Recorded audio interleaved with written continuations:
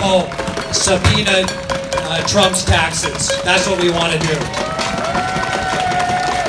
As I look out on all of you, I look over your heads to Aloha Tower, which is directly behind you.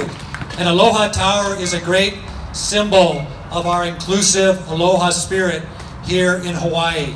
It's a unique tower built in 1926, and it is unique in that it's a lighthouse and it's a clock tower. It's very rare, not only in our country, but around the world, to have both a lighthouse and a clock tower.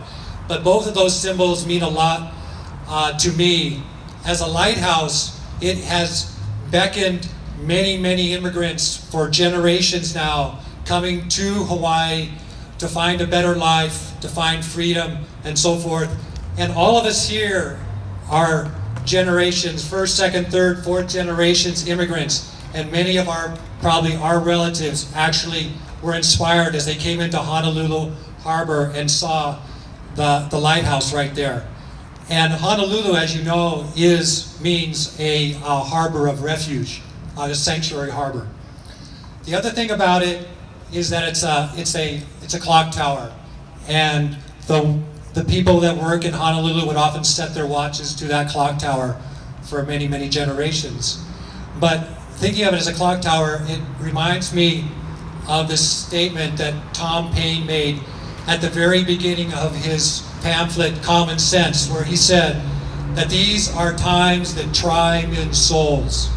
He was saying, and he got all the colonists to stand up against the tyranny of King George III with that pamphlet. And that's what we have right now, is we're basically moving into a state of tyranny in our own country. So that's kind of what that statement, that idea of a clock tower reminds me of. The other symbolic thing about where we are right now is this edifice behind me, this concrete edifice behind me, the IRS building, the federal building. It's the biggest footprint of the federal government here in Hawaii, other than the military bases. Everybody that works in this building here, for the most part, works for the executive branch of our government. In other words, Donald Trump is their boss. Donald Trump most likely is not paying his taxes. How do these people feel that they are working for a boss that is not paying their taxes when they are paying 25% probably of their payroll and income taxes to him to use at his discretion? How do we feel about paying our taxes when he's not paying his taxes? So, and our funding right now is out of control for the military apparatus. As you heard from Nandita, we just spent $60 million on Tomahawk missiles to bomb an empty airport in Syria, when that $60 million could have done so much for the refugees leaving that country and compassionately helping them.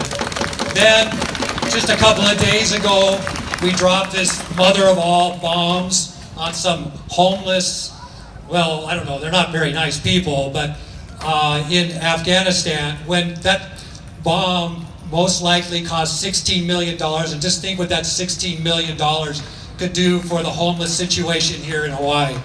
And now what we're doing is we're gathering up in Pearl Harbor and so forth and getting ready to go and play chicken with another crazy leader, over in North Korea. And that probably is going to cost billions of our taxpayer dollars.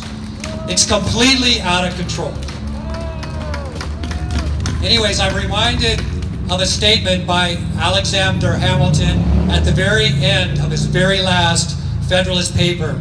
And you can Google it. At the very end of the 85th Federalist paper, he says that we did our darndest to make this a really good constitution. But the one thing I am worried about that could happen is that we could end up having the militaristic despotism of an elected demagogue.